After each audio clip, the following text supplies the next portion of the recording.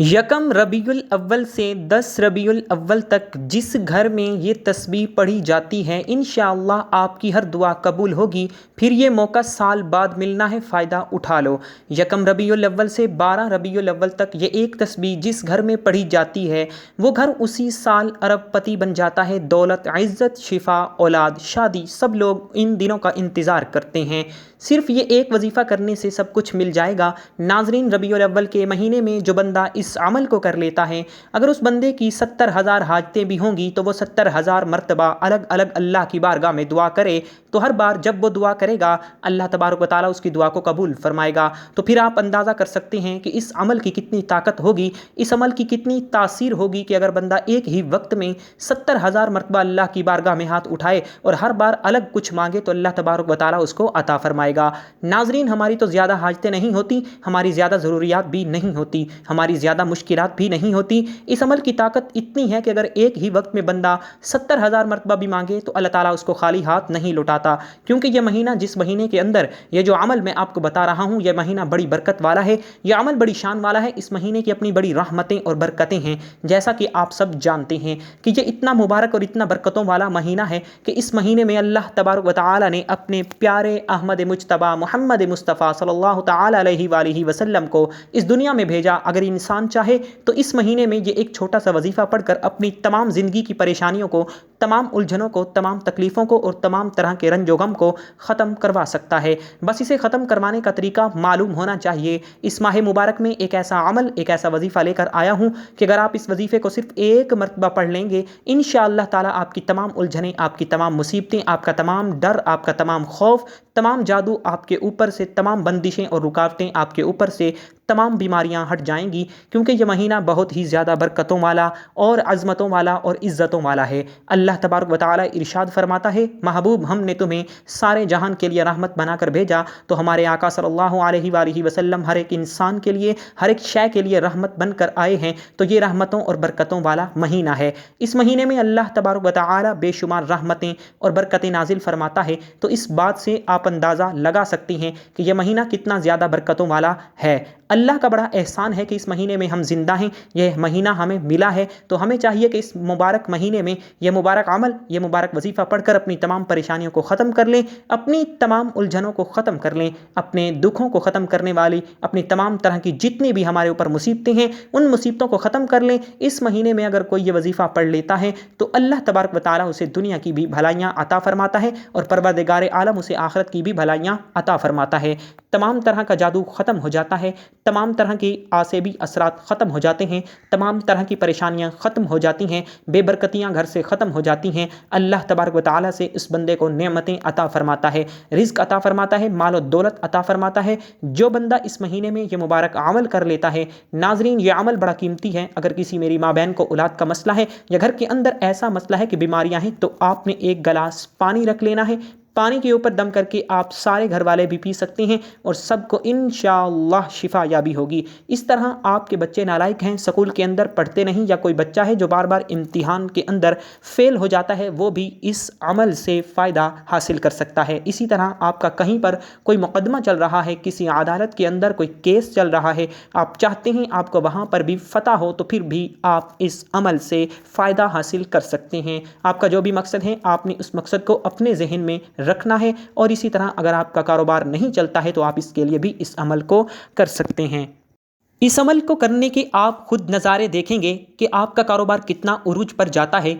इसी तरह अगर आपके घर के अंदर मुख्तलिफ परेशानियां हैं, आपके घर के अंदर बेचैनी है, सुकून नहीं है, आप अपने घर के अंदर सुकून चाहते हैं, तो फिर आपने अपने घर के सुकून के लिए इस अमल को एक मरतबा ज़रूर करना है।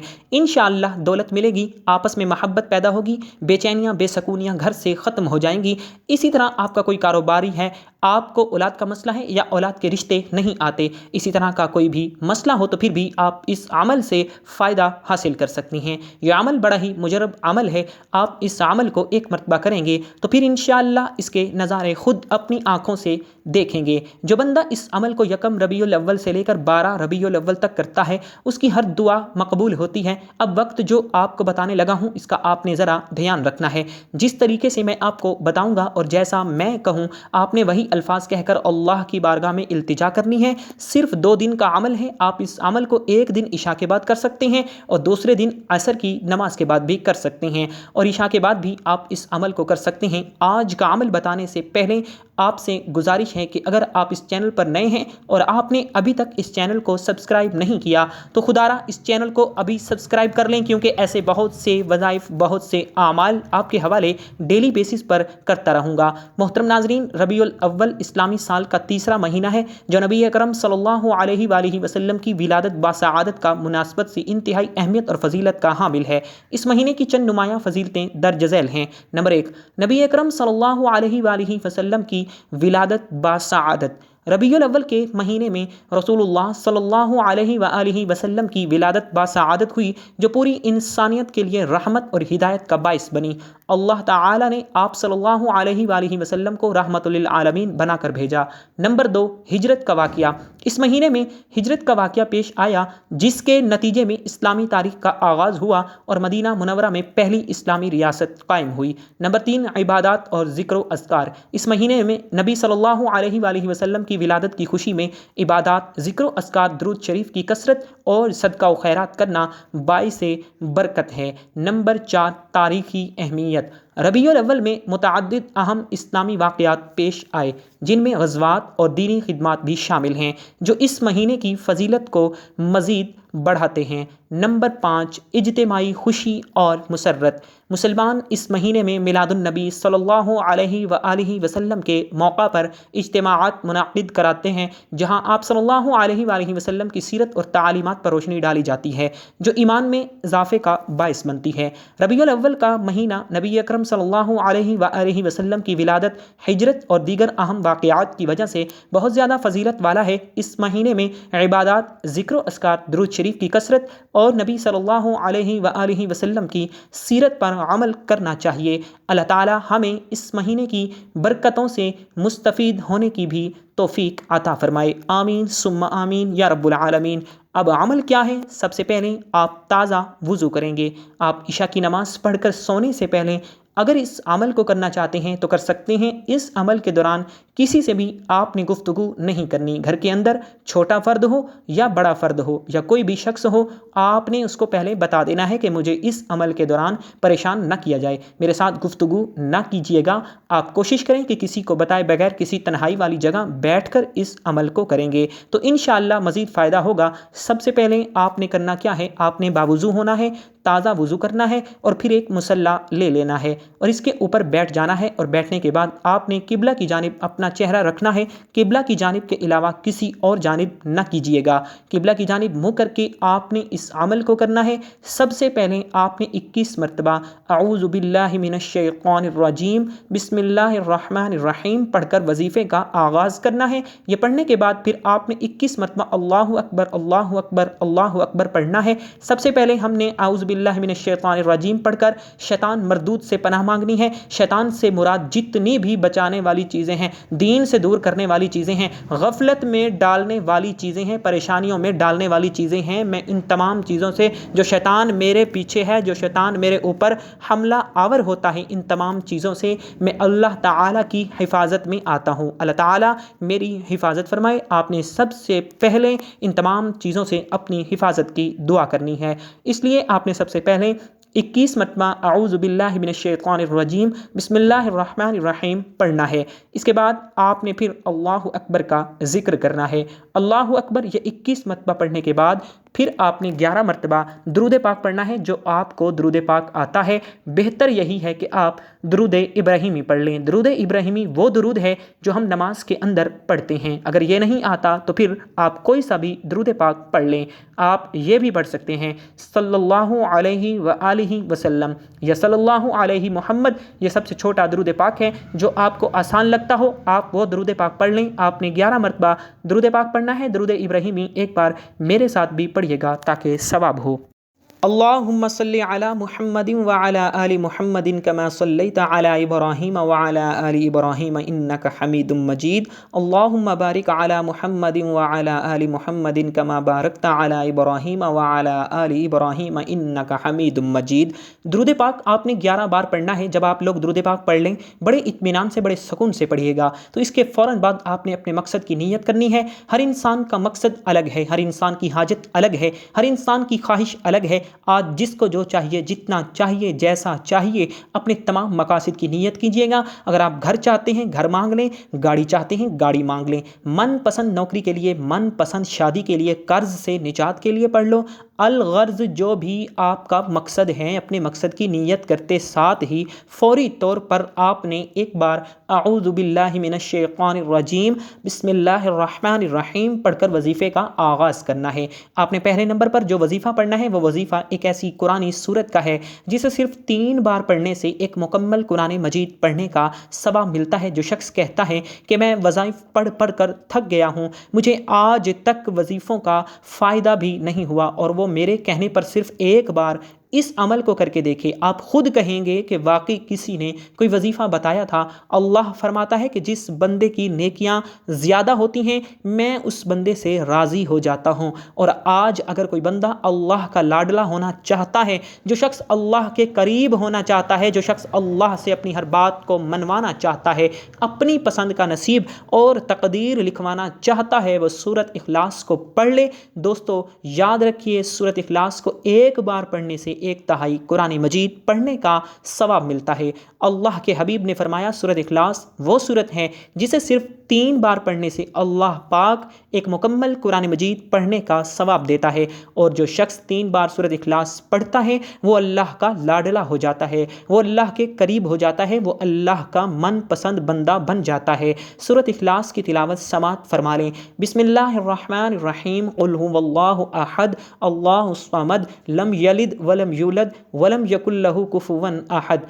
آپ نے سورۃ اخلاص کو 300 بار پڑھنا ہے، توجہ اور دھیان اور خلوص نیت سے پڑھنا ہے، ایک ایک بات کو سمجھ کر پڑھنا ہے۔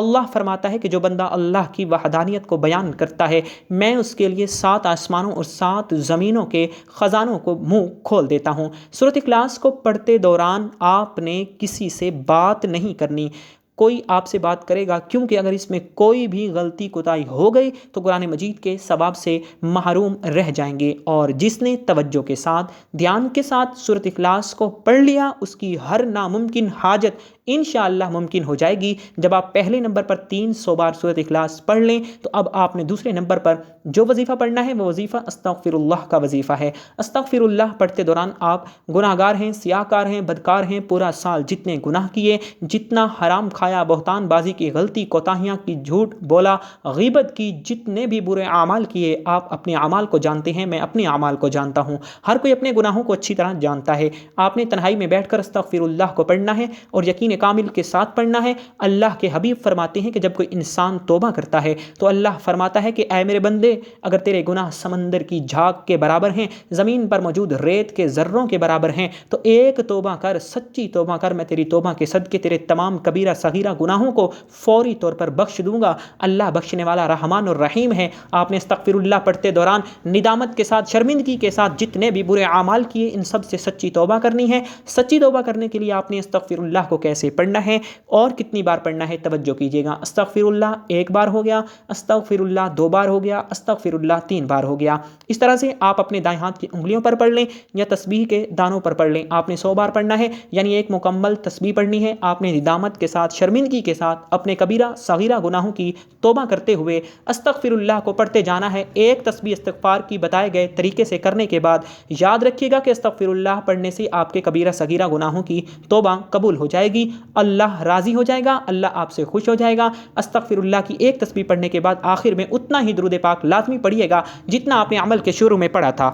اب آپ کا عمل مکمل ہو گیا۔ آج کے عمل کی مکمل ترتیب یہ ہوگی، یکم ربیع الاول سے لے کر 12 ربیع الاول تک کسی بھی دن آپ کو جب جہاں جیسے وقت مل جائے، باوضو مصلی پر بیٹھ کر اپنے سب سے پہلے 21 مرتبہ اعوذ باللہ من الشیطان الرجیم بسم اللہ الرحمن الرحیم پڑھنی ہے، پھر 21 مرتبہ اللہ اکبر پڑھنا ہے، پھر 11 بار درود پاک پڑھنا ہے، اور پھر اپنے مقصد کی نیت کرنی ہے۔ اور پہلے نمبر پر 300 بار سورۃ اخلاص پڑھنی ہے، پھر دوسرے نمبر پر 100 بار استغفر اللہ پڑھنا ہے، اور آخر میں پھر 11 بار درود پاک پڑھنا ہے۔ یہ عمل کی مکمل ترتیب ہے۔ آپ کا عمل مکمل ہو گیا۔ اب آپ نے اس کے بعد اللہ کی بارگاہ میں اپنی حاجت کو پیش کرنا ہے۔ جب اس عمل کو کرنا ہے تو آپ کے تصور میں ہونا چاہیے کہ میں کسی مقصد کے لیے اس عمل کو کر رہا ہوں، تو آپ نے اس مقصد کو اپنے ذہن میں رکھنا ہے۔ اگر خواتین ہیں وہ کسی بھی معاملے کے بارے میں یہ عمل کرنا چاہتی ہیں تو وہ ناپاکی کی حالت میں اس عمل کو نہ کریں، پاکی کی حالت میں اس عمل کو کرنا ہے۔ اور تمام حضرات نماز کا اہتمام لازمی کریں، کیونکہ نماز پڑھنا ہر مسلمان مرد اور عورت پر فرض ہے۔ نماز ہمیں بے حیائی اور برائی سے روکتی ہے، نماز شیطان کا منہ کالا کرتی ہے۔ اللہ تعالی ہم سب کو 5 وقت نماز باجماعت ادا کرنے کی توفیق عطا فرمائے۔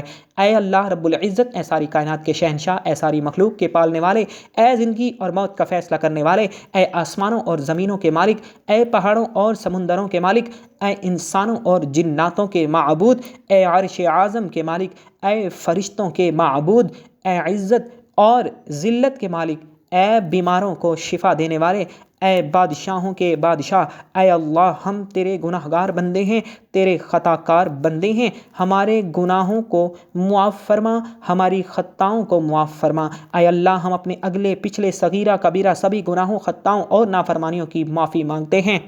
اے اللہ رب العزت، ہم اپنے گناہوں سے توبہ کرتے ہیں، ہماری توبہ قبول فرما۔ اے اللہ ہم گناہ گار ہیں، سیاہ کار ہیں، بدکار ہیں، تیرے احکام کے نافرمان ہیں، ناشکرے ہیں، لیکن میرے معبود تیرے نام لیوا بندے ہیں، تیری توحید کی گواہی دیتے ہیں۔ تیرے سوا کوئی عبادت کے لائق نہیں ہے، تیرے سوا کوئی بندگی کے لائق نہیں ہے، تیرے سوا کوئی تعریف کے لائق نہیں ہے۔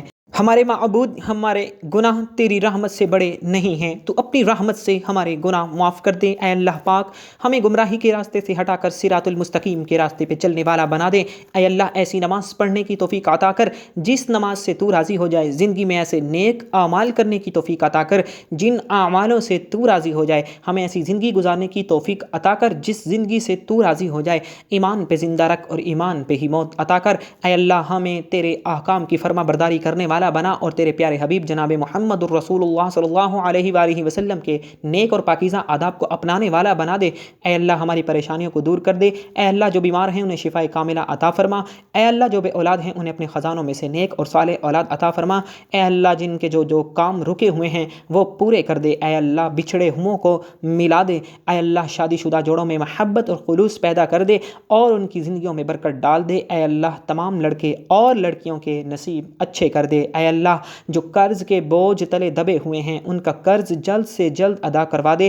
اے رب العزت شیطان سے ہماری حفاظت فرما۔ اے اللہ حلال رزق کمانے کی توفیق عطا فرما، اور دعا ہے کہ اللہ تعالیٰ میرا سنانا اور آپ کا سننا اپنی پاک بارگاہ الہی میں قبول و منظور فرمائے۔ آمین ثم آمین۔ محترم ناظرین، اپنے رزق میں برکت اور وسعت کے لیے کمنٹ باکس میں اللہ کے 99 ناموں میں سے ایک نام ضرور ٹائپ کریں۔ اللہ تعالیٰ ہم سب کا حامی و ناصر ہو، آمین۔ اپنا بہت سارا خیال رکھیے گا، ملتے ہیں کسی اگلی ویڈیو میں، تب تک کے لیے اللہ حافظ۔ السلام علیکم ورحمۃ اللہ وبرکاتہ۔